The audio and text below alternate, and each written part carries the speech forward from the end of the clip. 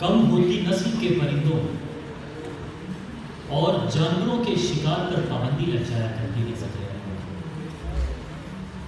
مگر ایشیا میں صرف ایک ناپید ہوتی نسل کا شکار جائز ہے، اور وہ ہے کشمیری نسل۔ واہ، اوہ،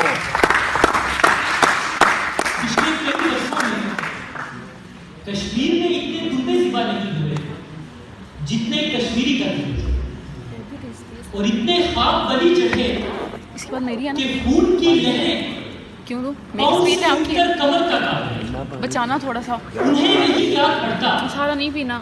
کہ وہاں کب کس گھڑی کون سے موسم میں خون کا قحط پڑا، وہ بھرا شہر اب وادی ویران کے سوا کچھ نہیں، وہ فردوس رضی ایک ایسے آگ کے سیلاب کی نظر ہوئی کہ جس نے ماں کے رحم سے بچے چھین کر خاموش قبروں کی تاریکی میں گاڑ دیے۔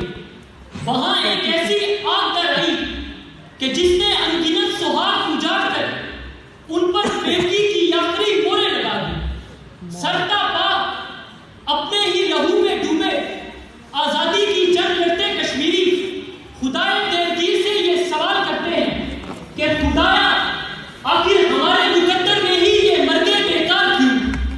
آخر ہمارے دشمن کے سینوں پر ابادیلیں کیوں نہیں اترتی؟ آخر تیرا روز مکافات کا وعدہ اس بے آسا خلقت سے اور کتنا امتحان لے گا؟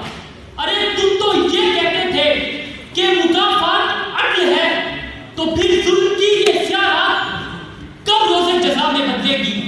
کب ہوگی ظالموں کی گرفت، اور کب ہمارے خون حق سے اس گلشن میں بہار آئے گی کہ ٹوٹے گی کب جبر و مصائب کی یہ زنجیر؟ پیوست ہوئے ظلم کے سینے میں بہت تیر، جل رہی ہے آگ میں وہ وادی جنت نظیر، ہے کہاں روز مکافات اے خدائے دین؟